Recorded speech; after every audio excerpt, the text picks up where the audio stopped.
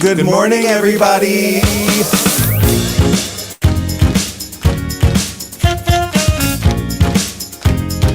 Wake up. Wake up, wake up. In Provincetown. This week featuring Wake up, wake up. Can I have some coffee? Wake up, wake up. Make it strong, please. Hey. Ho. Hey. Wake up, wake up.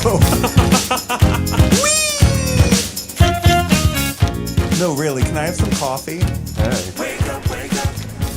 Good morning. Hi everybody, it's Friday, June 24th, 2022. You know what that means, right? Is it Portuguese Fest this weekend? It is the Portuguese Festival. The 75th annual Blessing of the Fleet and Portuguese Festival is this weekend. If you didn't already get your t-shirts, this is the one with Sal Del Deo's painting on the back. Oh, cute. Remember? We had Sal on the show a couple weeks ago to talk about the Blessing of the Fleet and the Portuguese Festival. They're selling these in town at the bank. They've got a booth in Portuguese Square where they'll be selling them today to raise money for the festival, future festivals.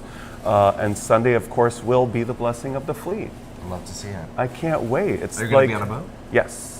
It's a major town holiday. Mm-hmm. Like everybody here wants to be off on Sunday, and for so many years I always had to work during Blessing of the Fleet and watch all of my friends go to Long Point and have all this fun and get blessed. And I finally get to be part of it. Cute. I'm really excited. We'd love to see it. You're going to be at work. I'm going to be working. What'd you do this week? How was your week? I had a ton of fun. So after the show on Friday, I jumped behind the bar here at the Provincetown Brewing Company. It was super fun because we actually had an event for Men of Color weekend. It was a really fun party, a really fun vibe. It was really amazing to see a group of people here in Provincetown that we don't often see. It was a really fun step towards diversifying Provincetown, which is a lot of our goals in town. That was Friday? Yeah. It was a super fun party though. Excellent. Yeah. What did you get up to this week? This week, oh my gosh. Well, because you made me switch shifts with you last weekend. Normally I work on Monday and Harrison works on Sunday at the Red Inn. He wanted Sunday off to go to a birthday party that didn't end up happening. But the switch was already in, the fix was in, so I was off on a Monday, which I never am. So I decided to perform at Showgirls. How'd it go? It went really well. So last weekend was the film festival. Parker Posey, who I love so much, was here for the film festival and then decided to stay a couple extra days so she could co-host Showgirls, which she's done before. Maybe 10 years ago she did it. And that time, 10 years ago, I did Stool Boom from Waiting for Guffman with Doug. And like halfway through the song, she realized what it was and she jumped up and she sang it with us. And it was like just this super memorable, lovely moment.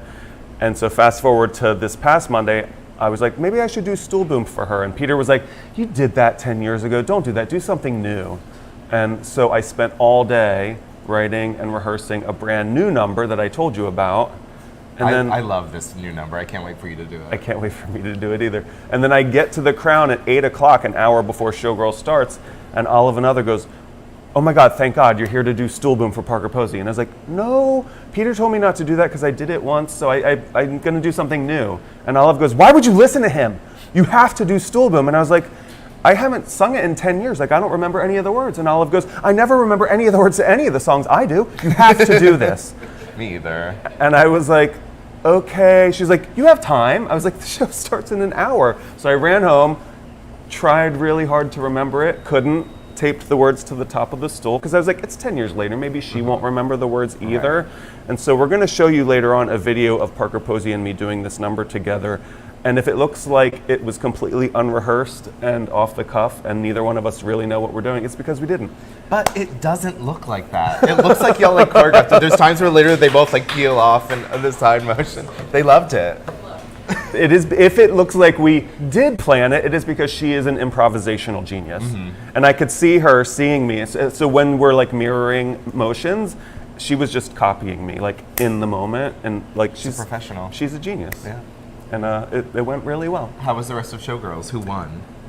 Kaya and Liza, they were the closing number. They did an incredible duet. As soon as the two of them come out and start singing together, like we're like, over. it's over.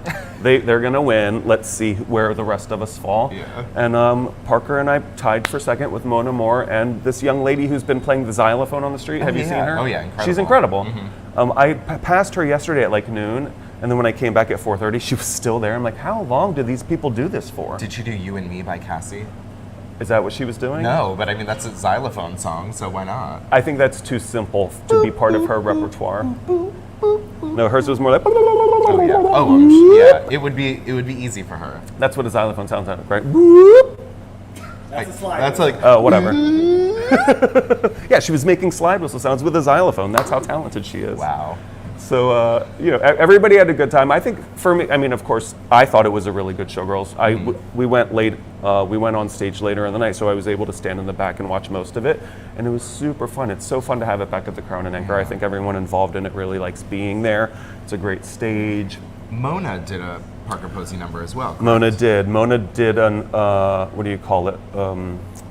A mashup, a montage. It was like every iconic Parker Posey monologue from a movie interspersed with songs from those movies. So it was like lip syncing to speaking and singing. Cute. It was great. Yeah. One of my favorite Mona numbers. Yeah, but Kaya and Liza. Yeah, there won. was no beating them. And then, of course, I don't know if you've been following Ryan Landry on social media, but I guess Ryan loaned Liza a yellow caftan for the number, and Liza has refused to return it. So now there's a $500 reward if you see Liza wearing that yellow caftan. Rip it off her. He said, just rip it off her, knock her down, kick her while she's down, and take the caftan. $500 reward to return Ryan Landry's caftan. The drama. I know. I was like, Liza, just give it to me, and I'll split the $500 with you. Great idea. She already got $500 though, right? She got $500 for winning that night, but I mean, who doesn't want more $500? That's true. That's true. I always want another $500. Always. Don't you? Every day. So that was Monday. Yeah. So why didn't the birthday party happen on Sunday? It was Joe's birthday was last Thursday, and he got back from Italy Thursday morning. He had been in Italy for a couple weeks. He got back on his birthday Thursday morning back into Provincetown, drove in, got dropped off at the salon to work a full day, and then he had to cocktail that night at the Crown, and he kind of did that the whole weekend, and he was like, guys, I can't party this weekend. Yeah, and he also is preparing for his brand new show at the Crown. It's going to be every Sunday at the Crown and Anchor, starting this Sunday. Their premiere at 7:30 at the Wave Bar. It's called Insomnia. It's going to be killer. There's Johnny Bissoni is playing slide guitar in it. His boyfriend Andrew, also not a slide guitar. Didn't It's you so just say it was a close. slide guitar? Slide whistle. Slide whistle. Woo! Exactly. Right. Okay. Johnny Bissoni's playing slide guitar, and his boyfriend Andrew Sharanian is on the keys, and I think they've even got some dancers in it. Brad and Evan. Yeah, it's going to be a killer show, so get your tickets now whenever you're going to be in town this summer. It's going to be every Sunday at the Wave Bar. But speaking of shows at the Crown, this past week was like kickoff week for everything. So my heart goes out to you, Andrew, especially the tech man, and everyone over at the Crown and Anchor who was doing doing a ton of work over there to get all those incredible shows off the ground. Todd Alsop's Freedom premiered last Friday. I heard it was incredible. Kaya's first one-woman weekly show at the Crown premiered this past week, along with last night, it was Elemental P's opening night, and also Magnifique, Mackenzie's burlesque show. Those both premiered last night. Sold out runs. Yeah. Randy Roberts started at the Post Office Cabaret Damn. this week. Everybody, it's now happening. that summer has started, the solstice has happened, everything's starting and opening. Come see some shows. Yeah. There's a lot of amazing talent here this year. Yeah.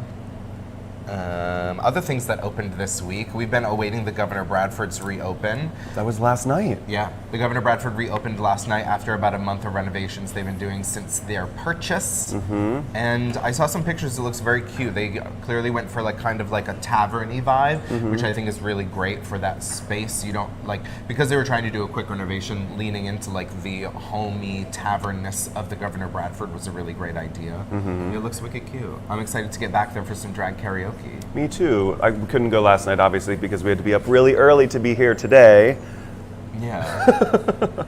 But yeah, go check it out. I saw some pictures, but I haven't been inside yet.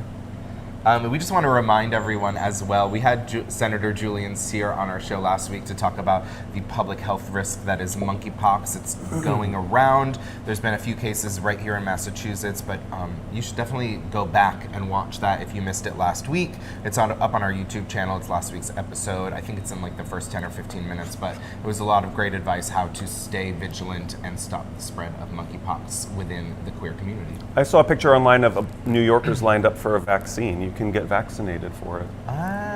Is that not true? Treated? I was under the understanding that if you had a smallpox vaccine, which I think most people do, you are fairly heavily protected against the monkeypox. Julian just texted us some very important information. The text literally just says, "Yay, monkeypox." We're doing a community forum next week. Great. Says Julian. Yay, monkeypox. I think he's saying yay, monkeypox. And he says vaccines are a while out. Yeah.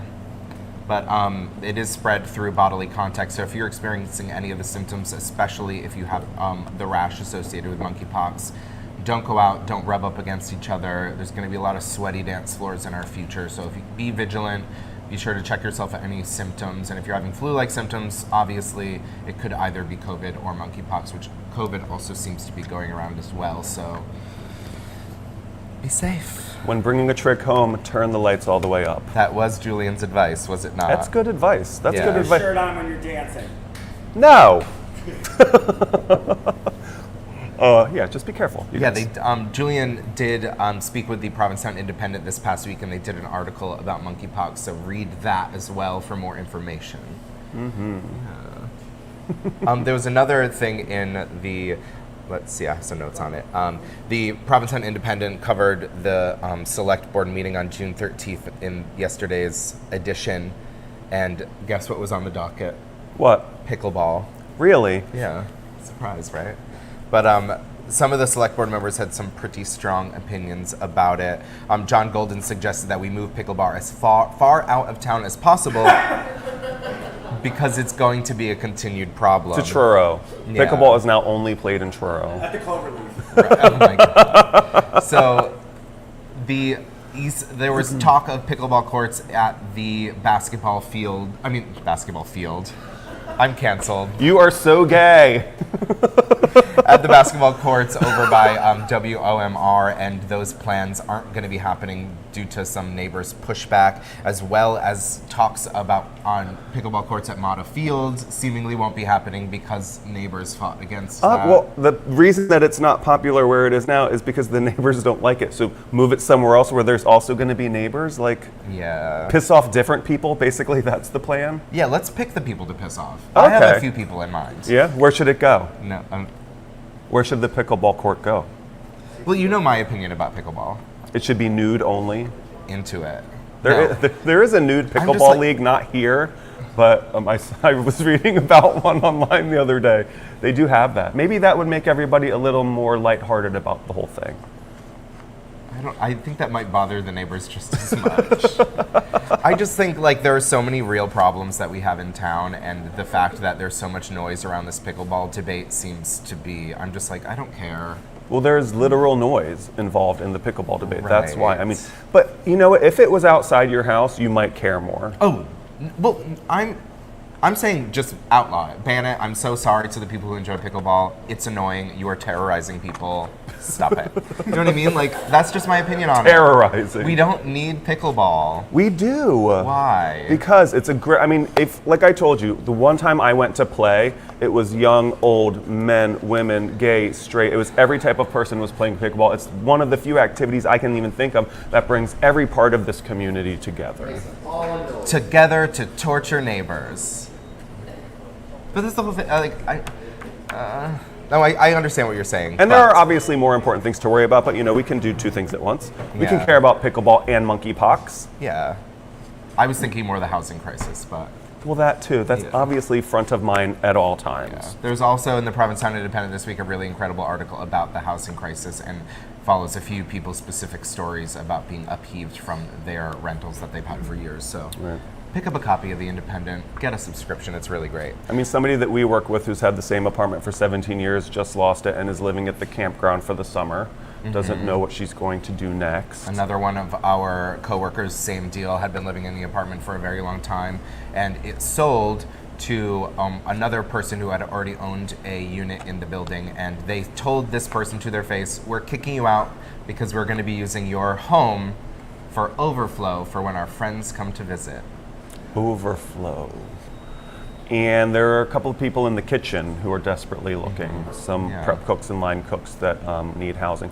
So I mean, if it's literally 5 or 6 people in just the one restaurant we're working in, Right. this is true of probably every business in Yeah. town. And you know, I've said this before on this show, every apartment that I've ever rented up until now is no longer an apartment available to rent for a worker. You know, it's like poof, poof, they're just like vanishing. I mean, they're still there, but they're just not apartments to rent for workers. I had a guest at the Red Inn talking to me about how amazing their Airbnb was, and I have no idea where it was or what it was, but she was describing it to me. I was like, oh, I know that place. A few of my friends who work in town used to live there. Which isn't true, but I just wanted to see the look on her face. It probably is true. Yeah, somebody most that definitely works is in true. town used to live there. Right. I mean, But I'm glad you love your Airbnb. What and can thanks be for done? giving me money. But that person tipped me 15%, so fuck you. what can be done though? Like, what can we do? There's so many things in the works. There's things in the works. Okay. Yeah. But you have to stay vigilant and be aware. Come to town meeting, be aware of what the things we're voting on, new legislation around Airbnbs, things like that. There's things to be done, and people are doing them, so just pay attention. Well, they're finally starting to do them now. It's late in the game, but better late than never. Yeah, exactly. But back to pickleball, the neighbors said that simply it is driving us nuts, and it is affecting my mental and physical health. That's true. Yeah. I don't. That's so funny. I don't doubt that that's true, because one time, this is a personal story about how noise can affect your state of mind, but like, I was super anxious for like weeks and weeks, and then I finally realized that my smoke alarm was chirping, and that's what was causing it. Really? It was just every time it would like, you know. See, then, I mean, imagine this. Oh, I can only imagine. 8 hours of a continuous cacophony. Yeah. Clap, clap, clap. And people screaming and cursing. Right. John Golden also said, I'm not interested in how upset pickleball players will be, because this is really upsetting people in town. Which is kind of like my take on it too. It's just like, can't we just not have pickleball and we can get back to real problems? We'll see. I know I'm pissing everyone off, but No, you're not. that's Just half of them. That's just what I do. Well, I mean, we'll see. I don't think you can just ban a sport, Yes, can you can. You can? If it's a noise ordinance, yes. Yeah. Yeah. We'll get it in now, guys, because pickleball might be going away forever. You might have to go play in Truro. What's wrong with Mata Field? There are also neighbors there. Nothing's really that close to Mata Field, It is will it? travel because there will be nothing blocking the sun. Oh. Is indoor pickleball a thing? Oh, that sounds horrifying. It's too loud to play indoors. What else? We were talking with Mary Alice a few weeks back about her take on Song of the Summer, and as much as I haven't checked back in with her, I think we have what I'm going to imagine is the winner for the summer. That 30-year-old Robin S. song, Show Me Love? No.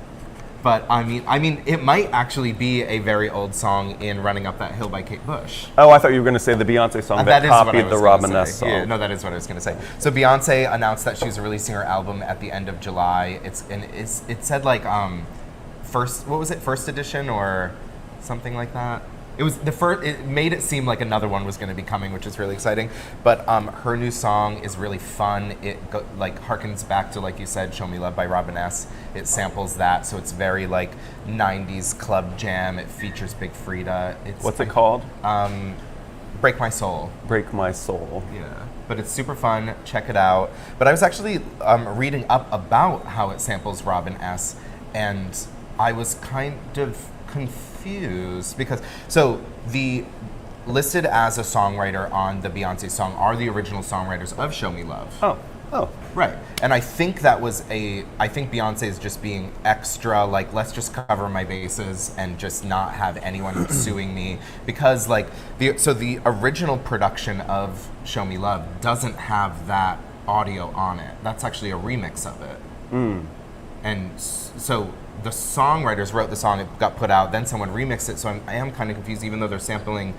Shouldn't the remixer be credited more so than the original writers of the song? I don't know. But, I mean, over the past few years, we've really seen a lot of people lose a lot of money for writing songs that are similar to others, so she's probably just extra covering her bases. Yeah, you don't want to get sued for that. Yeah. Throw 'em a bone. Yeah. Can I talk about one really important news story that I read about the other day in the paper? Yes. So when it was baby formula and tampons that there were shortages of, I was like, this is a problem, I care. But now it's sriracha, and I really care. Oh my God, you're the worst. No, there's a sriracha shortage. They can't make sriracha. Wow. You guys, that's a problem. This is Why is it there a shortage? Is it because of climate change, the quality of the peppers was not up to the sriracha brand's standards. I can't remember the name of the parent company, Hoi Fong Foods, I think. Do you think they might just be trying to produce less, charge more, and make the same amount of profit? You mean price gouging? Yeah. No, that's not what's Creating their happening. own supply and demand? No, I mean, you should have. I saw pictures of people in markets, like, those handheld baskets that you get at grocery stores filled with sriracha bottles. People are hoarding sriracha now because there's a shortage. Do you think they might have done this so that people would start buying up mass amounts of sriracha? I don't know. It's just going to keep happening, though. But but it also is things like this are going to keep happening. Like, everyone's like, oh, the pandemic caused a chicken shortage, and that's why chicken tenders are $1 bajillion. But I think, especially with climate change, this is just going to become the new norm of things being more expensive because of that. Right. Yeah. So just go out and buy some sriracha if you care. Like you It's did. not going to be there tomorrow. I know. Watch out. Other news. So Baz Luhrmann is just released Elvis the movie. It had been in the news a lot because of the actor playing Elvis, his take on method acting. And there's been a lot of talk about that, and even some of the best actors ever, like Meryl Streep, coming out and be like, method acting is stupid, and a lot of people just use it as an excuse to be a complete fucking asshole to everyone. You can ask Kevin about that later when he comes on. Yeah, about method acting? Yeah, like an actual working actor. I'm like, what do you think about, because he's playing a wrestler on Young Rock. So like, how method do you go? We can wrestle. You said basketball field earlier. And you can wrestle. That's true. Maybe I shouldn't. You're right. But because of that, a lot of Elvis memorabilia is being pushed back into the public because people are selling it because they think because of this moment they're going to be able to get a lot more money. And my favorite thing that went up for auction is a bedazzled jockstrap that Elvis owned. He owned a bedazzled jockstrap? Yeah. Is there a picture of it on the screen right now? Yeah. How much is it going for? Let me see. It's said to have been bedazzled by a fan and worn regularly by Elvis. He must have been going to Fag Bash. Right before he passed away, he gifted it to his cousin's son. And, which I'm like, okay. He was frequently. And it's been passed through memorabilia collections over the years, but it's now up for sale on First Dibs for $38,000. Oh, that's low. I would have thought more. And I will sell you my jockstraps for way cheaper than that. So just DM me. Are they bedazzled? I'll bedazzle them. Yeah. But it does have Elvis's initials on it. It's cute. That's crazy. Yeah. That is a crazy story. What, $40,000 for a used jockstrap? No, that he wore that a lot. That somebody did that, and he was like, this speaks to me. I'm going to wear this a lot. I thought wearing jockstrap as like a fashion thing was new and the gays created it, but apparently Elvis has been doing it since the 50s and 60s. So now when you wear bedazzled jockstrap, it's cultural appropriation. Why? Because Elvis was a straight person. You're appropriating straight culture. I feel like we all knew the gays wearing jockstraps was appropriating straight culture. We know. Other news, Lightyear the movie, which is it's not really a prequel to Toy Story. It's basically the toy that was created in Toy Story, Buzz Lightyear. They basically created the movie that toy would have been from. Okay. So Lightyear is out, and it has a same-sex kiss in it. Oh. One of the characters is played by Uzo Aduba and is half of a same-sex couple, and there is a little smooch in it. It's honestly the most tame thing I've ever seen. It's literally you're seeing one of the back of their heads while they kiss after one of them walks into a room. And initially Disney had cut it from the final cut, and employees really pushed back to try and get it in the film. And they ended up adding it back in, and with the stance that we're not going to take it out in any fashion, which ended up getting the movie Pulled from countries. Yeah, Saudi Arabia, United Arab Emirates, and there was one more, China? Kuwait. Oh, not China? Not China. Oh. Well, at least not China is listed. But one theater in Oklahoma posted a warning sign on the door addressing parents, letting them know that there was a same-sex kiss in it, and they promised to fast forward through that moment. The moment itself is already literally a second, if you're lucky, so we're like, what? Weird. Yeah. Then they like fast forward too far, and then they have to like rewind it slowly in What a movie theater. Can you movie imagine? experience. Protecting children. We're protecting children. Oh, Oklahoma. Yeah. Chris Evans, who played the titular character Buzz Lightyear, he voiced his opinion on it, and he just simply said that people that objected to the kiss are idiots. Chris Evans is Buzz Lightyear now? Oh. Yeah. And also Uzo Aduba had a little more to say about it. She simply said that they addressed this same-sex kiss and the same-sex relationship with the same kind of normalness that straight couples have been portrayed as for years. So there's nothing lewd about it. I don't fucking get it. You know, Yeah. running up that hill. In other movie news, Greta Gerwig is directing the new Barbie film. It's going to be released in July next summer, but the first pictures are being released of the two main characters, obviously Barbie and Ken, and they are just as pink and as blonde as you'd want them to be. When I was a little boy, I was very obsessed with Barbie and pink and blonde. I just thought everyone should wear pink and be blonde. Did you have Barbies? Yes. Yeah. Your parents bought you Barbies? Yeah, my parents were great Aw. about it. Yeah. That's why I'm so well adjusted now. My parents kind of let me be me. Bob's like, I wish they didn't. So well adjusted now. Yeah. But I do think I have kind of a hot take on it that I think might upset some people. Go for it. So Ryan Gosling is playing the role of Ken, and because the way they dressed him, he's super tan, he has platinum blonde hair, he's all in denim, shirtless, with his like waistband poking out. A friend of mine, while I was recently watching a movie, said that like if you start paying attention, you'll notice that Hollywood just simply decided to not like create any male movie stars for like the last generation. There's a few really young ones in like Tom Holland, Timothée Chalamet. And then beyond older than that, the next like generation of movie stars is Ryan Gosling and Ryan Reynolds, that kind of era, Jake Gyllenhaal. And I do find it odd that an actor in his 40s is playing Ken. Like in my mind, it would have made sense to cast some like 22-year-old as Ken. So I'm wondering if that's actually part of the plot or just like a weird thing they're gonna expect us to kind of overlook. I would bet money that it's not part of the plot, but we'll see. They just wanted a big movie star, and you have to go with someone in their 40s simply because there aren't male movie stars in their 30s. I mean, they're just trying to sell tickets and make a good Right. movie. And Margot Robbie's 40-something too, isn't she? Yeah, and they both look great. They both look incredible. Ryan Reynolds is gorgeous and hot, but I think he looks his age because they made him blonde and tan. You know what I mean? Like it just made him look more his age. What's wrong with looking 43, There Harrison? is absolutely nothing wrong with looking 43, but I just don't see the character as Ken as being in his 40s.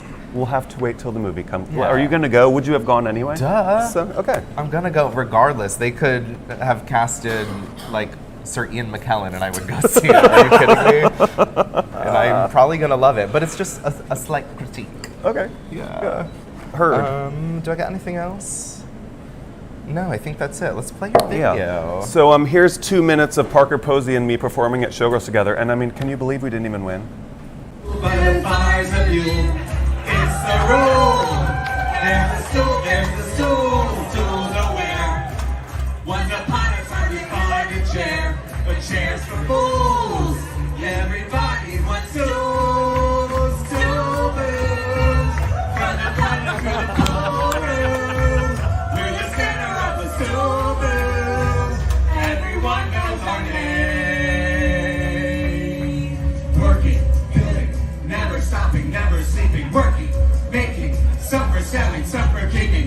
all drool.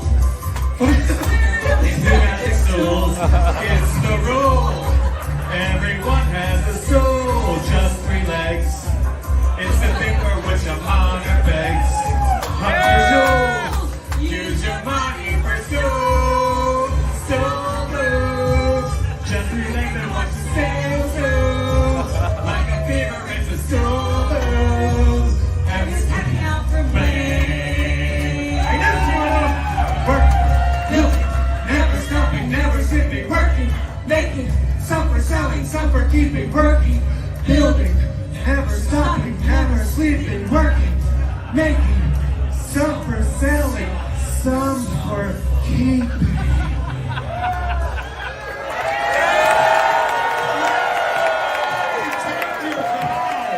Take your bow, Natalie. Take your bows, you fool. Take your bow. Take your bow. Bow, bow.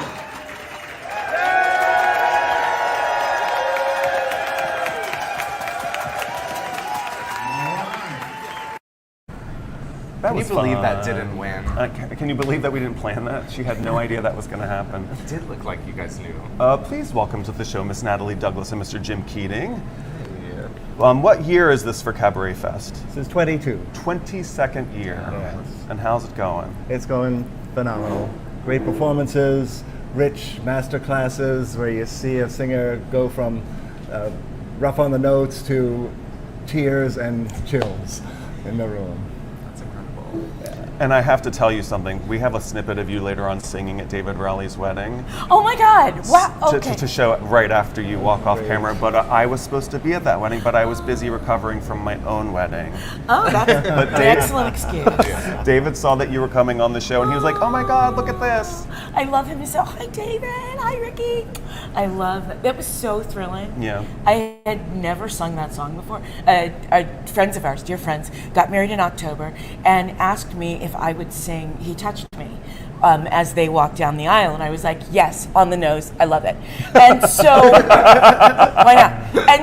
And so it was all kind of crazy, and things were changing at the last minute. But Rhonda Ross performed their ceremony.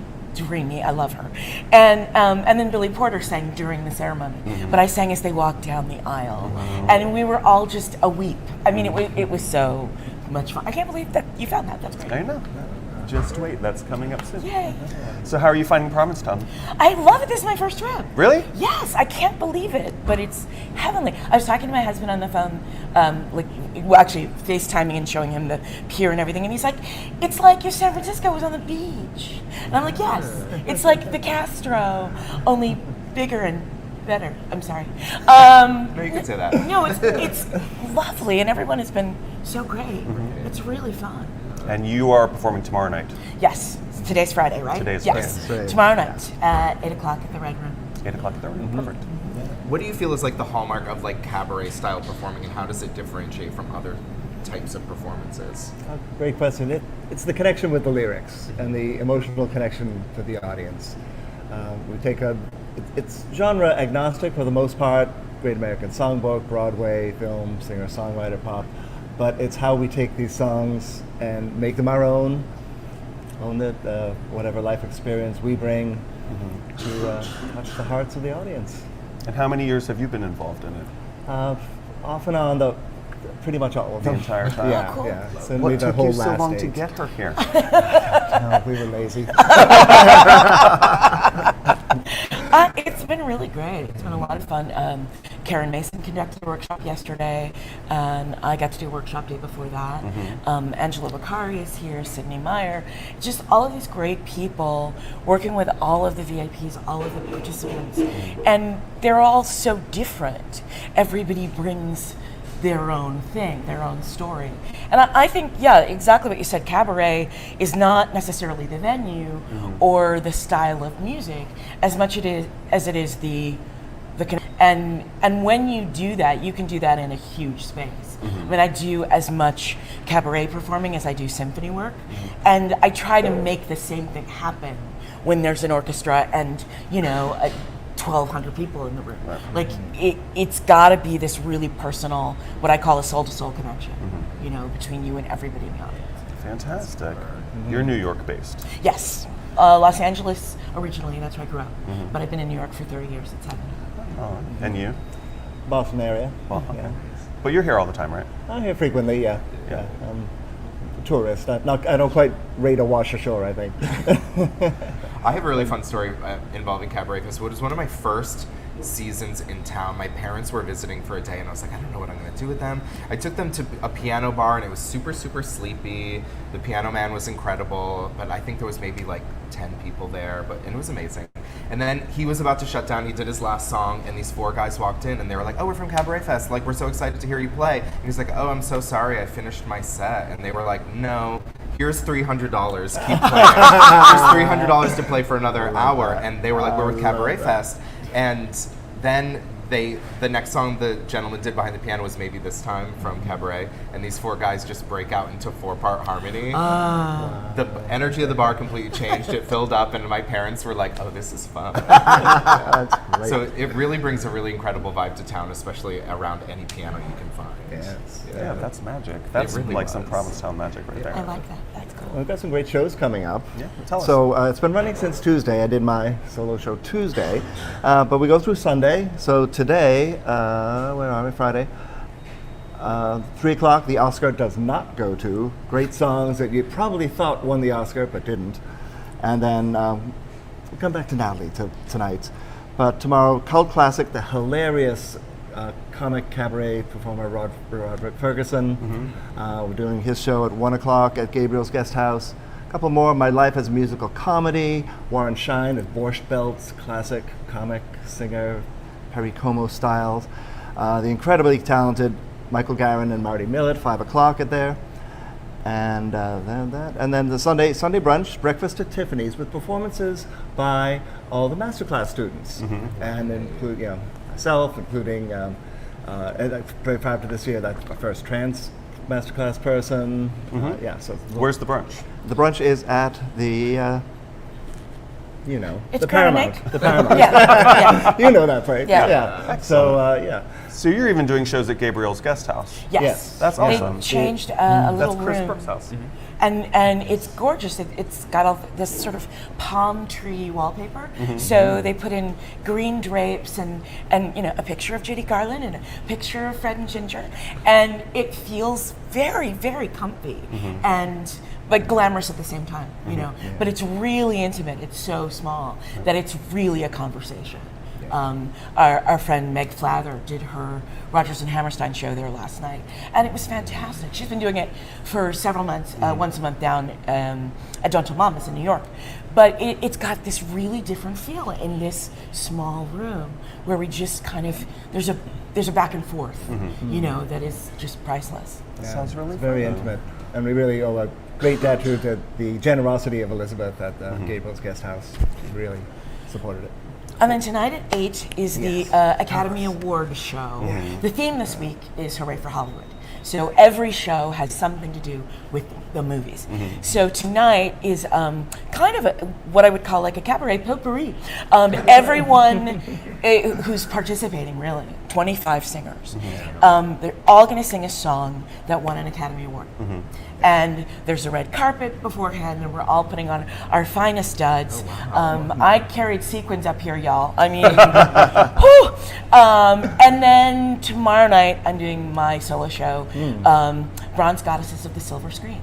So I'm singing material presented for the first time by Black women from the first Ethel Waters all the way through Whitney and Dionne Warwick and Tina and sort of and it's interesting how some of them are just title songs and some of them are moments from a film, and they're very different, and also some of the soundies, because in the 40s when people were sure that white audiences didn't want to see Black performers doing anything other than maids, right. They created the first music videos, and they were aired before a film, And then when they sent it to Southern distributors, they could cut it out completely. Oh. So there's a lot. There's Dorothy Dandridge. There's Lena Horne. There's all of this material that's not a part of any film, but they exist from that period. Right. Probably fast forwarded in Oklahoma. Exactly. right past that. Yeah, this has been exactly. going Yeah. on. Fast forwarding. Yeah. Well, break a leg tomorrow and tonight. Thank you guys so much for coming Thank on. you so much for having us. Of course. That was fun. Thank you very much. And so here's 30 seconds of Natalie singing at David Rowley's wedding. Cause he touched me. He touched me. And suddenly nothing is the same. Cause he touched me. He touched Gonna be a wire Okay. over there. Do I just like leave? There we are. Hello, you guys. How are you? Good. Thanks for having us. Thanks for coming on in this early morning. Yeah. Guys, please welcome to the show Mitra and Sonny. So, welcome to Provincetown. Premiered 2 weeks ago. That's Or 3 of them are out now. 3 episodes are out now. The first 2 dropped last Wednesday. Yeah. Yeah. Really fun stuff. I got to listen to the first one at least. He's on it too. Yeah. Yes. I had to make sure I didn't say anything stupid. You didn't. We would never. Impossible. So, how did this come about? Well, this is a good question. So, my colleague Ben Riskin, who has been coming to Provincetown for 13, 14, 15 summers, something like that. He's always wanted to make a show about Provincetown. And, Provincetown is a really interesting place, as you guys know. Like, it's just not a normal town, Like, of course, like, the queer history of the town, but also, it just, everyone is, like, ready to perform. Like, everyone wants to show you something. And it's a really interesting place. Just hearing you guys talk about, like, the pickleball debate, I'm just like, my God. Right. The good stuff never ends. Yeah. So, this seems like a really great place to make a show. And I mean, it's not the first time that someone has made something about Provincetown. Right. Yeah. A lot of content here. A lot of content has come out of Provincetown over the centuries, I guess. Sonny, how did you get involved? Ben, I think it was actually Trevor mentioned to Ben that they had a new guy working at the brewery and that it would be a good fit for the podcast. So he interviewed me over a sandwich.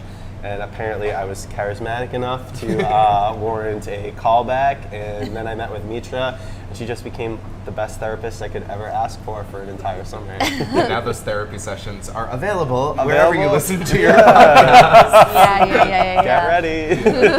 How did you, Mitra, how did you pick the kind of core group of people that are featured on the podcast? Well, the thing about Provincetown is everybody's working all the time, so there is a little bit of like who is available, but also the first time that I met Sonny, he kind of just like told me his entire life story, as maybe because I am his therapist technically, and he was just really open and, had the interest to want to do it, but also people in P-Town, like I said, want to perform. It was not that hard, honestly.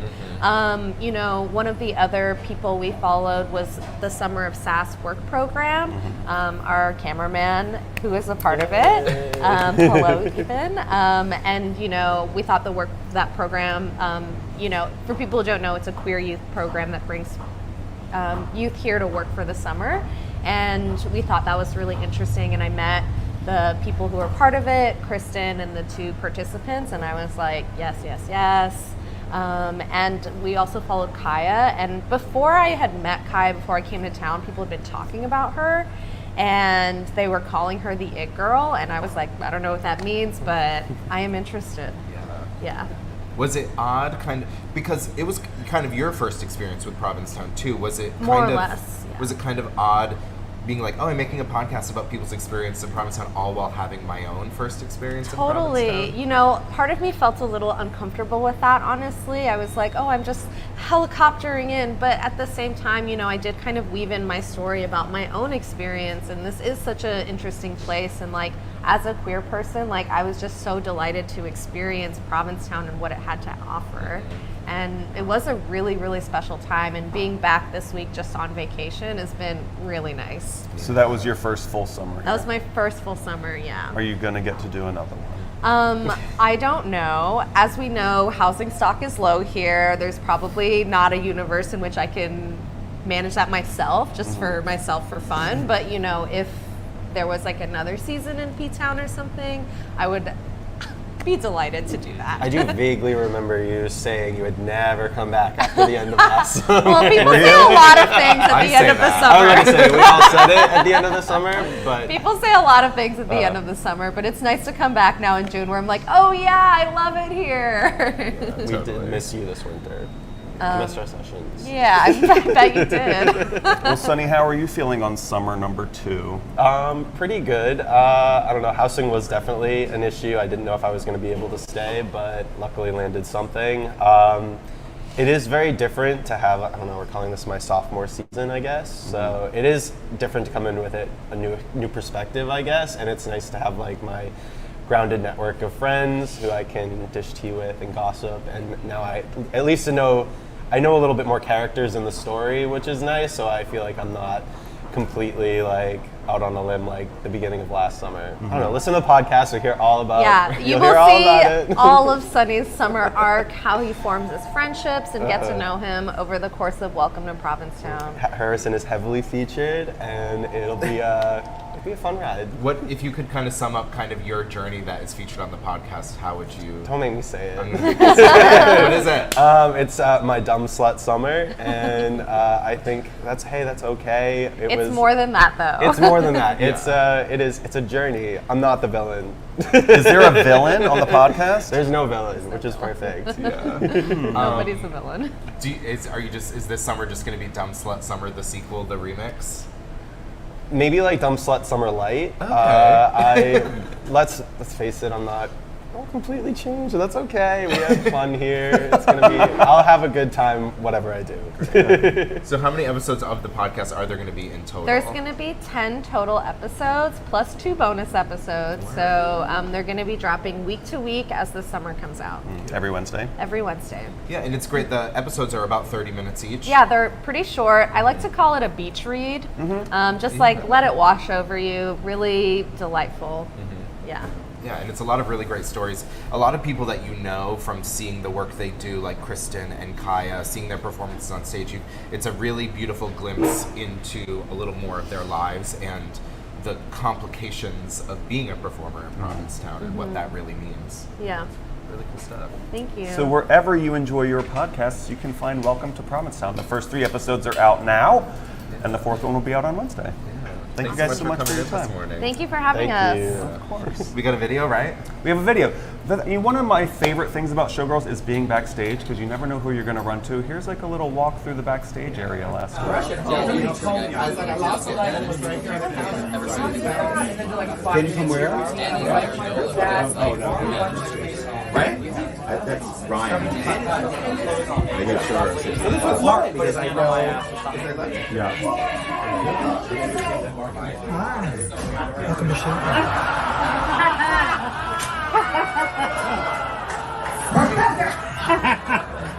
I swing my arm, slap sound, and loud enough so they can hear it.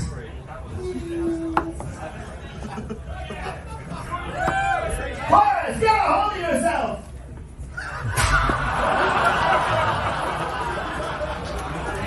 Which one's the topic? Wasn't that fun? I always say the best part about performing at the Crown is the backstage shenanigans. It is. You guys, please welcome to the show my good friend Kevin Makeley. He's the star of NBC's hit sitcom Young Rock. You play Macho Man Randy Savage. Yes, I do. Do you have that picture, Andrew, of him as Randy Savage? Because you look exactly like him. I do. Yeah. Yeah, well, it's fun. It's a lot of work that goes into that. I'm sure. Yeah, for sure. Were you a fan of wrestling before, or did you have to become a fan once you got the role? No, I grew up on that stuff, and Macho Man Randy Savage was my favorite wrestler. Yeah. I mean, funny, I got the gig because if you ever see my headshot on IMDb, it's very clean cut. My brother is my agent. I was Macho Man Randy Savage for like 4 times for Halloween. So he calls me and says, "You got to send me a picture of you, as Macho Man for Halloween." He sent it to me immediately, so I send it to him, and then next day I get an audition, and I booked it. And he said they passed on me based on my headshot because I was too clean cut. But once they saw the picture of me as Macho Man, they're like, "Oh, we see it. Okay, now we'll read it." You have to lead them there sometimes. Right. And it's been super fun, right? You just got renewed for season 3? Yeah, we did. Yes, we did. Yay! Congratulations. But also, I saw you the other night. You said you're going to be moving back to the East Coast. That is the plan. That is the plan. My wife and I are going to relocate to the Hudson Valley where I grew up. I'm from Poughkeepsie, New York. I was born in Long Island, but raised in Poughkeepsie. And I'm a New Yorker, so I gotta come back, and I want my kids to take the school bus. Right. There's no school bus in LA, so I want to watch them go down the driveway on our property and the trees and the little backpacks going to school. And Like the way we grew up. yeah, like the way we grew up, riding bikes and doing things. Yeah, it's not LA. That's awesome. Yeah. And you also have deep ties to Provincetown. I do. You got married here. I got married here in 2014. We got married here at the town hall, and then you were there. We had a whole parade down Commercial Street, 103 people, all the way to the Red Inn. It was amazing. I was telling him, I was like, what Kevin really wanted was to ride a unicorn to the Red Inn. I did. But it just didn't work out. Well, we interviewed a lot of horses. I'm not even joking. We interviewed a lot of horses, and or I should say we auditioned a few horses, and it didn't work out. There was like, I can't have a unicorn that was like, "Hey guys," I needed a unicorn that was like this, and it didn't happen. So, yeah. When Penny was cabs. the first time you came here? First time I came here, I was about 5 years old. Really? And I'm here right now with my family, my whole family, my 2 brothers and all the kids, and my mom. And my mom took us here. I think my brother was 7, I was 5.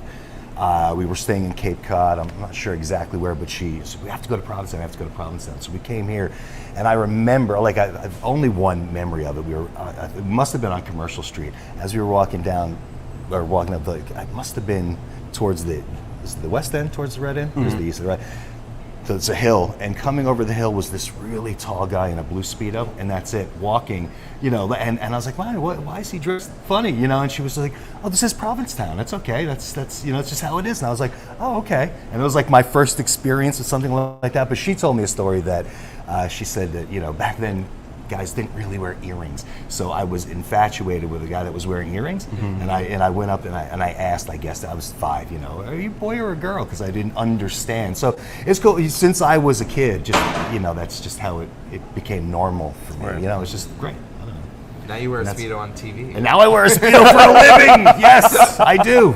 See how things come full circle. What can we expect from season 3? I feel like The Rock's wrestling career is just getting started in the universe of the show, right? As an adult character. Yeah. I can't tell you anything because I don't know. They keep it. I wish I knew. Please somebody tell me something. Yes, but what I think you can expect is just a lot more wrestling. Yeah. Because the wrestling is really what is it's what people are loving. Right. So they're bringing in like all the different eras. Where this year, season 2, they brought in the Attitude Era with Stone Cold Steve Austin, and so coming into the '90s and The Rock's debut. But they still focus a lot on the early '80s, or like '84 through '87, so mid '80s, I should say. So I think it's cool because it's 4 timelines. So it's the future, and then it's '84, '87, like '90. So I'm sure they're just going to jump it up, right? A year. And the kid who's playing the 10-year-old Dewey, the Rock, he's not 10 years old anymore. So right. I don't know how they're going to do it, but looking forward to it. But they keep it very secret until like the day, like you don't even know. They always tell me like, we have you in 2 episodes. I'm like, 2 episodes, but it's like 8 episodes. But they only have 2 written when you get your contract, and then they, so.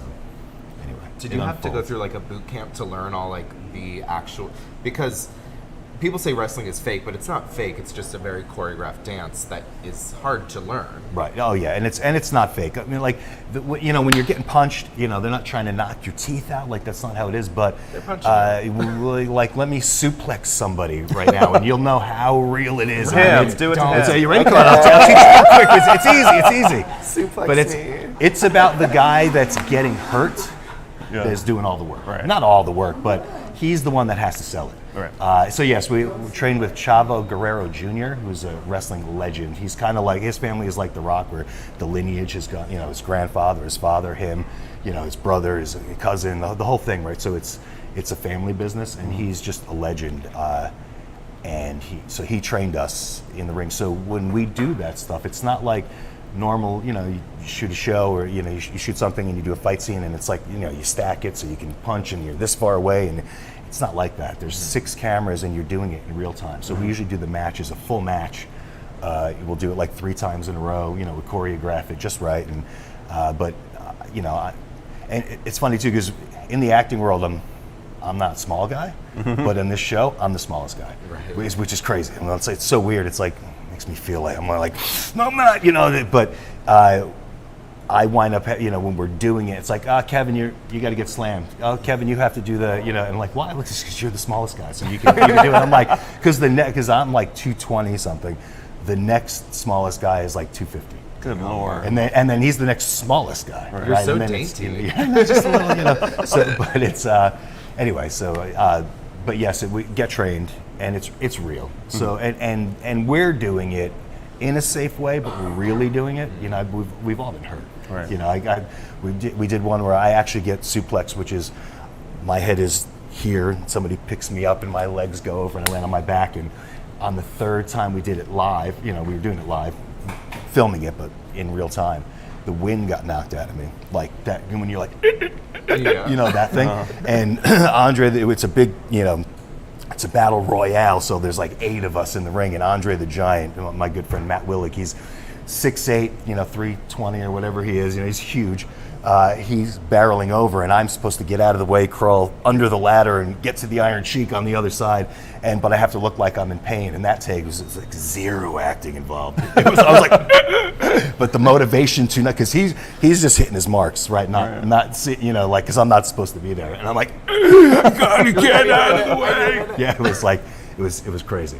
We were going to ask you about method acting, because what were you saying? Even Meryl Streep was like, it's bullshit. You don't need to walk around in character for 3 months straight and torture your family. Like, as a working actor, what's your take on that? Do you know people that work like that?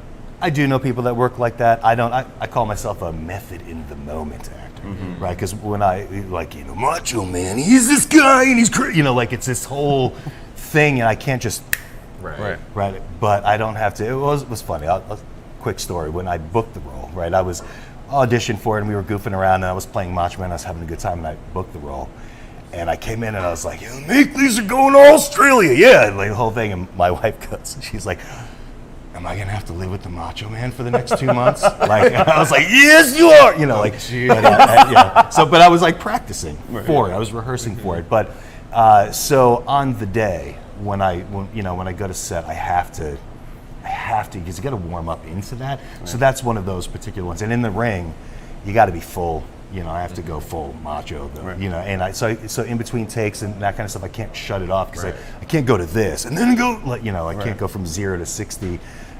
It's too hard, and it's too hard on the voice, on everything, and you have to get so amped up. So it's funny on set, it gets infectious, because here I come in and I'm, hey everybody, yeah, I'm like doing the whole thing, and like just having fun and everything. I'm just having conversations with people, like, yeah, we're doing it, and then they start doing it back, or I walk in and they're like, ooh yeah, everybody's like doing it, because it's just infectious and it's fun, and I'm not doing it to be obnoxious, I'm just doing it to, so that when it's my turn to say something, it's just there. Right. So method in the moment, but I don't live that. Right. But I do have to. But I do have to live the fitness aspect of it, method-wise, the entire time, right? Because that's not something you can turn on and off. So I do a lot of fasting, and I'm older than I used to be, obviously, and I'm playing a 28-year-old in his prime. So I have to maintain that. I don't know why I couldn't have booked this role, 15 years ago, but hey. It's good. Well, you're doing great. Congratulations. Thank you. And thank you so much for your time for this morning. Oh, it's my pleasure. I'm happy. I'm in town. I'm happy to see. Just to spend any more time with you. Thank you. I love you. Love you. You guys, this was a great show. Yeah. Thank you all for tuning in. Thank you to our sponsors, the Be Well Cannabis Dispensary, the Red End Cafe Heaven, the Adam Howard Metal Workshop, ProjectValorSailing.org, the Provincetown Brewing Company, Crown and Anchor. And the Crown and Anchor. Yeah. Thank you for waking up in Provincetown. Wherever you are. And we'll see you next Friday. Oh, yeah. Good morning, everybody.